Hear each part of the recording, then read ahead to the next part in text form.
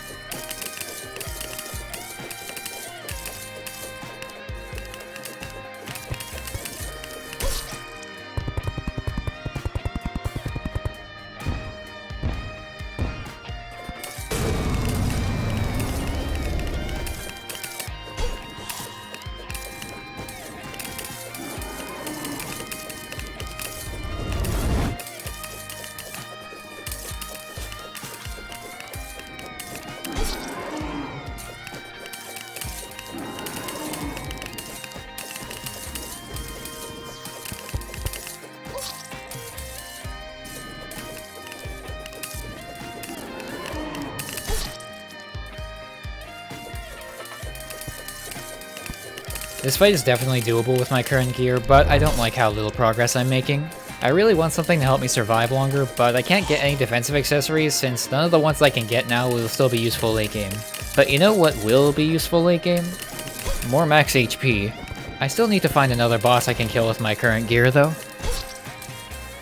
After thinking about it for a bit, I decided to go for Queen Bee. She got a pretty big HP buff in the Bountiful Harvest update, but thankfully this was filmed before that, so she has less than 6,000 HP. Additionally, her arena comes with a complimentary honey buff, and the crystalline is pretty good at picking off the small bees that she spawns.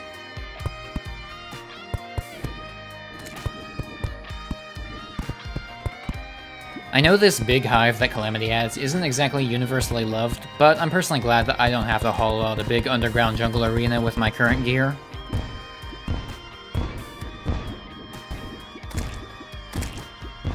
Technically most of this arena is above ground, so Queen Bee will be enraged, but I hope that won't matter too much. After all, I have no-hit her in Malice before.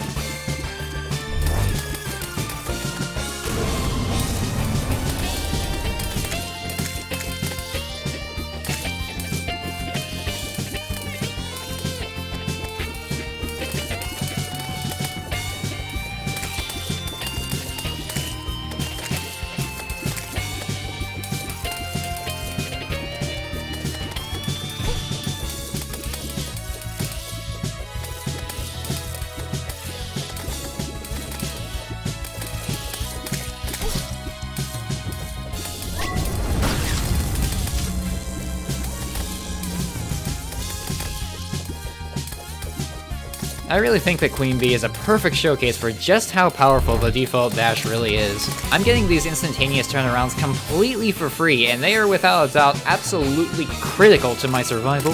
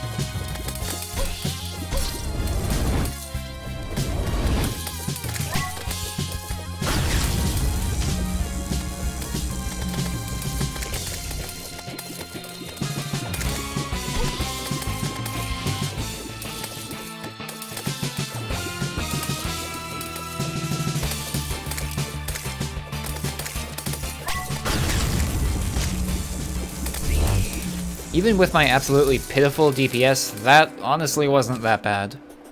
I took this Queen Bee detour to get more max health, so I should choose another life crystal, right? Actually, no. Another life crystal would only give me 20 more max HP, but currently I'm at 200 max HP, so a life force potion would give me 40 instead of just 20. Life force potions are exclusive to hard mode in vanilla, but in Calamity they can be found in Arsenal lab chests pre-boss.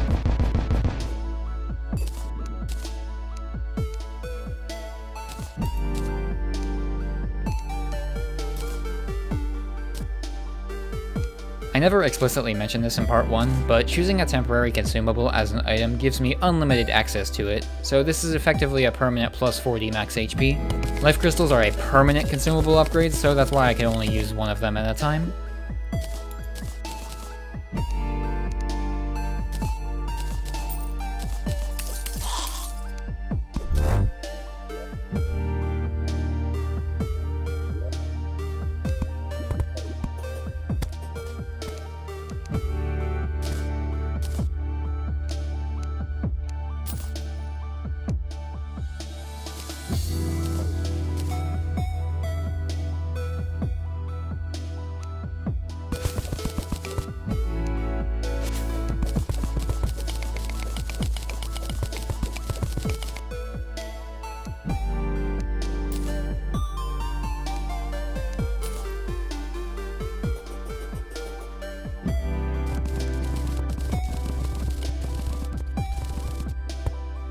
Last time, a lot of people recommended the Bast statue in the comments. While it is allowed under the rules and craftable in Calamity, I think it's just a bit too much effort to really bother with. I'll happily take this one though.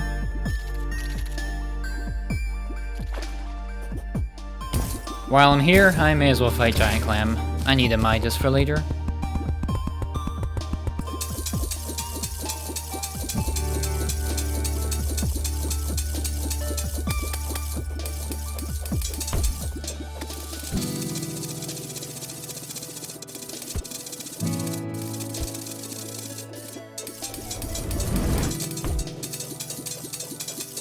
A nothing burger, like always. Hopefully the Sunken Sea update will finally fix that. Once you stack 30 of a potion, Farga's mutant mod makes the effect duration infinite. Unfortunately, I didn't find nearly enough life force potions in this world to get the buff permanently. Nothing a little world hopping can't fix.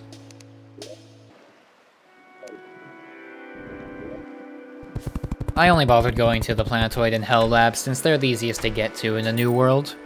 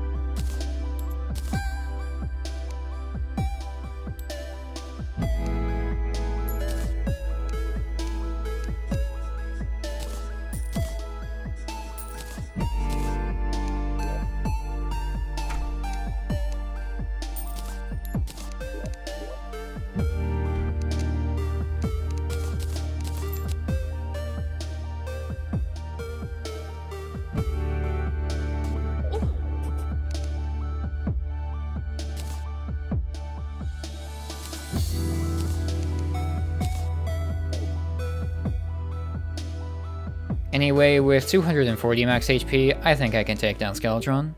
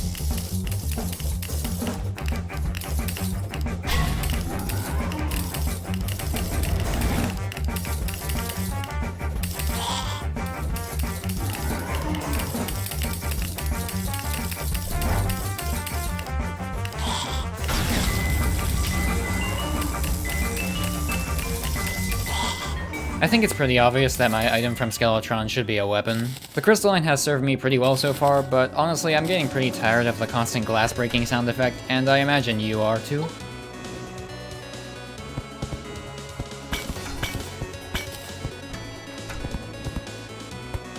Aside from the mechanic for teleporters, I really don't need that much from the dungeon.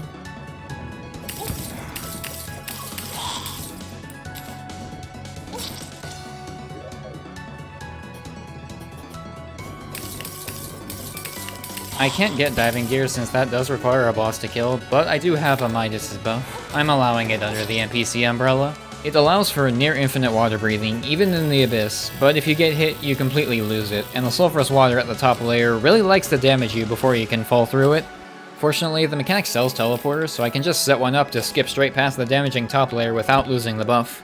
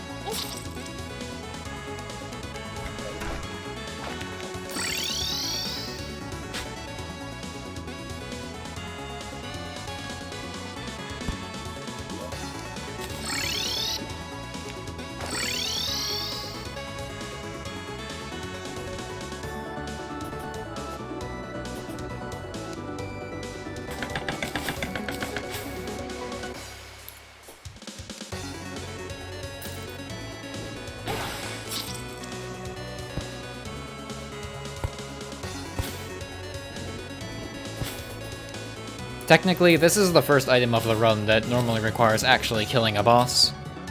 To be honest, I easily could kill Wall without anything else, but I do want a couple other things before activating hard mode, like picking off a couple more easy bosses. That includes getting vengeance against Hivemind.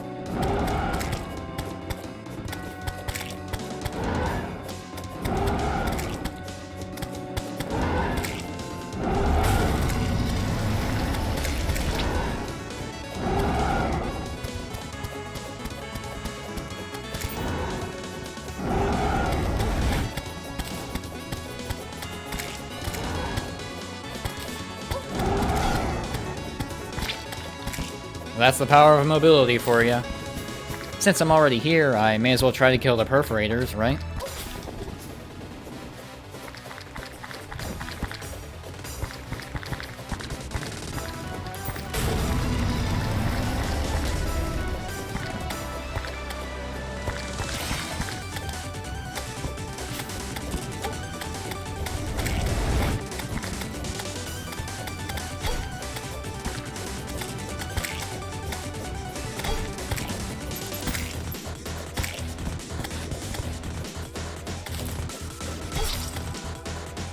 I feel like I'm gonna constantly be struggling with bad survivability for this entire playthrough, so I'm taking nearly every chance I can get to choose defensive options.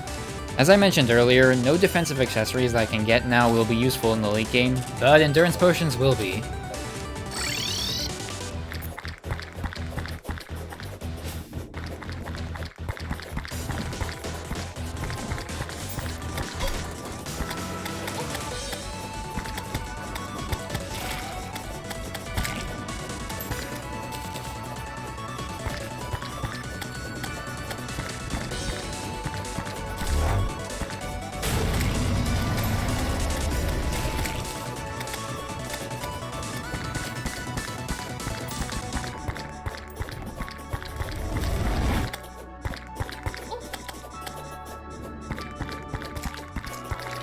Easy enough.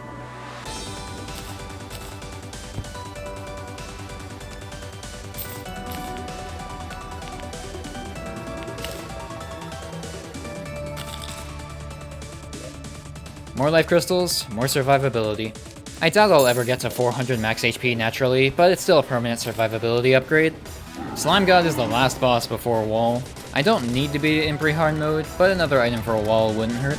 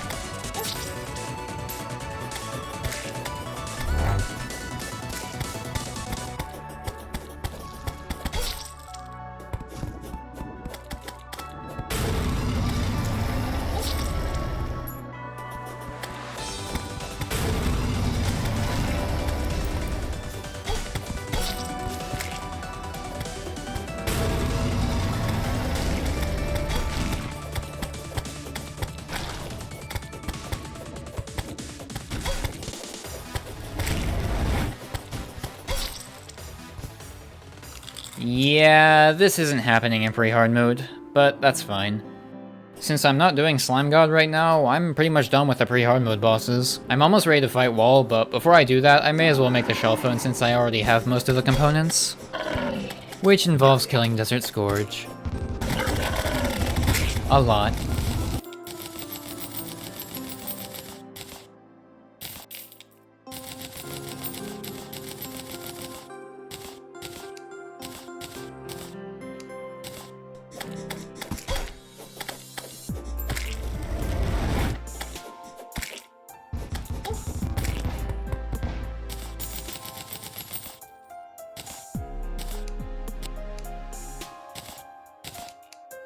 All that's left is the tally counter.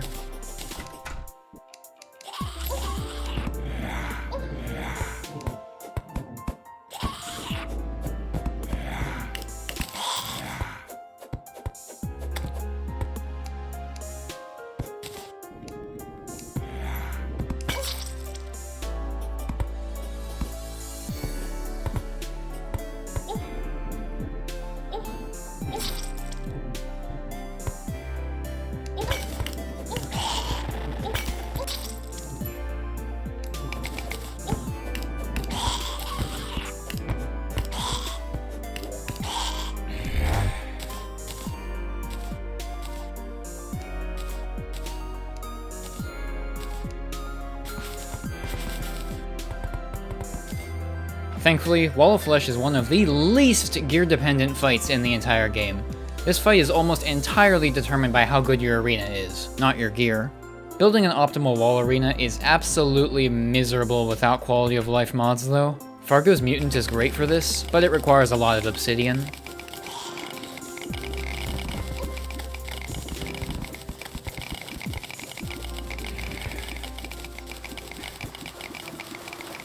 The reason the arena is so important for Wall is due to eye synchronization. Obstacles in the arena can cause the eyes to desync, which makes dodging their lasers way harder. That's why I'm using the Fargo's insta-bridges. They completely delete everything that can block the eyes, so they'll remain synchronized for the whole fight.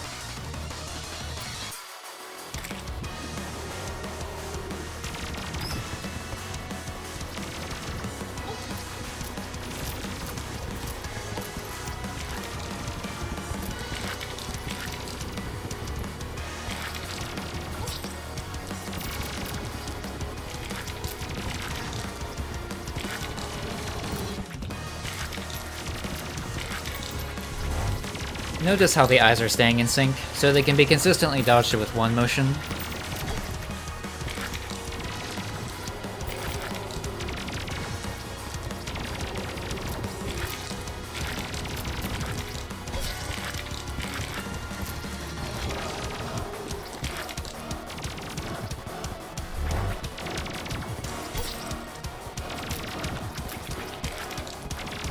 These extra platforms in the middle are really screwing everything up. They make going down take way longer than it should, which really messes up the pattern you want for Wall. I could have avoided this issue by placing the top ones first and then using the lower ones to erase the one above it, but that ship has sailed. I could fix this issue with even more insta-bridges, but that sounds like a lot of work, and honestly I can probably manage with the current arena.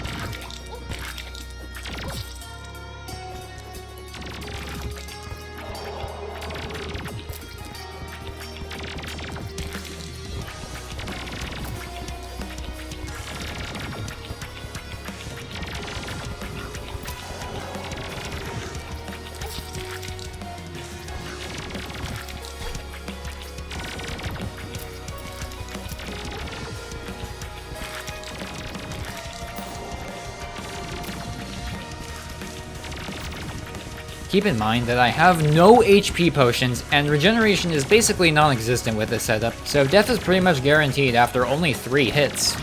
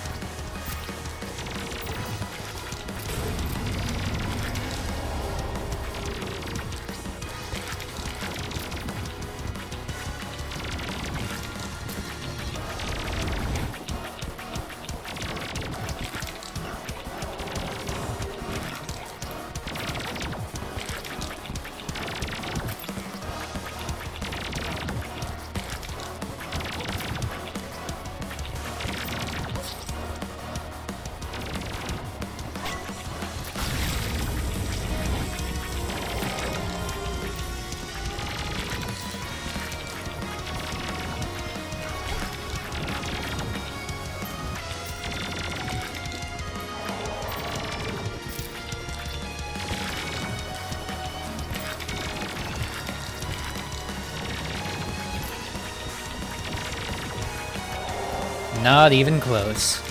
With the hard mode seal broken, there are so many potential things I could get, but just like at the start of the playthrough, I ultimately need a weapon if I want to stand any chance against the bosses.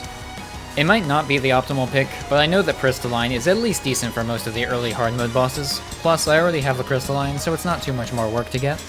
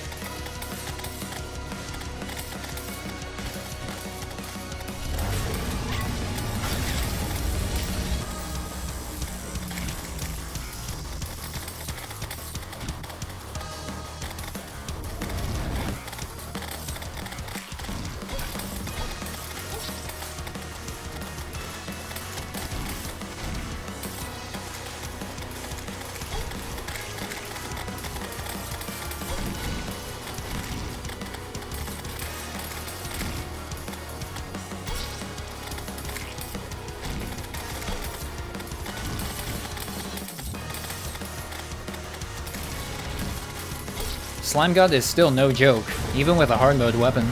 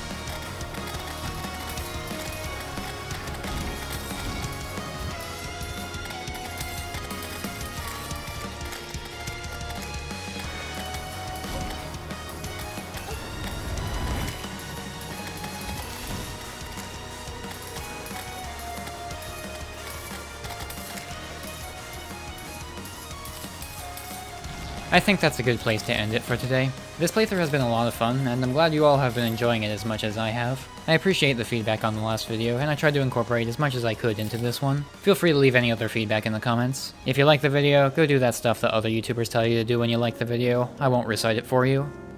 I would also like to apologize for the hiatus. The 2024 fall semester was, without a doubt, the worst time of my life, so I allowed myself to slack on making YouTube content. After it was all over, I gave myself a break from everything, both to celebrate and also to mentally rest. A 1-month break turned into 2, which turned into 3. Anyway, I would like to get back on the horse of content creation again. I still enjoy Calamity, and I have plenty of other things I want to do with it, but I do need to actually put the pen to the paper and get them made. In the meantime, thank you for your patience, and see you next time.